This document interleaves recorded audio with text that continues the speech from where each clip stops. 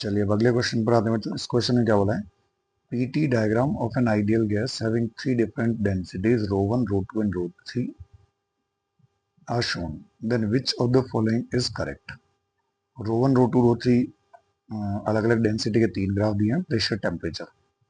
अब देखिए gas equation क्या होती है बच्चों, पीवी इक्वल्स टू एनआरटी। अब डेंसिटी की टर्म में हम कैसे चेंज करेंगे, एन नंबर ऑफ मोल्स, इसको लिख सकते हैं मास अपॉन मोलर मास। तो इसको लिखा mass upon molar mass into R T, N को लिख दिया एम बाई एन। अब देखिए मास को अपॉन में लिया है तो P V upon M equals to क्या हो जाएगा, R T by capital M. Volume upon mass, mass upon volume को क्या लिख सकते हैं, डेंसिटी। डेंसिटी को शो किया है यहाँ पर रो से, तो वॉल्यूम अपॉन मास, वॉल्यूम अपॉन मास को क्या लिख सकते हैं, वन अपॉन रो। तो यहाँ पर ये जो वॉल्यूम अपॉन मास आ रहा है बच्चों, इसको हम कितना लिख सकते हैं, वन अपॉन रो।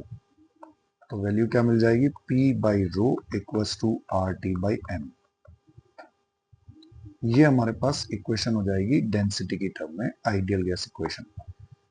अब देखिए इस ग्राफ में कंपेयर करना है तो किसी भी एक को अगर मैं कांस्टेंट कर दूं, जैसे मान लीजिए तीनों ग्राफ के लिए टेम्परेचर को कांस्टेंट कर दें, तो अगर मैं कांस्टेंट टेम्परेचर पर बात करूं तो ये इक्वेशन क्या हो जाएगी, टेम्परेचर कांस्टेंट होने पर P बाई रो हो जाएगा कांस्टेंट, या P डायरेक्टली प्रोपोर्शनल टू हो जाएगा रो।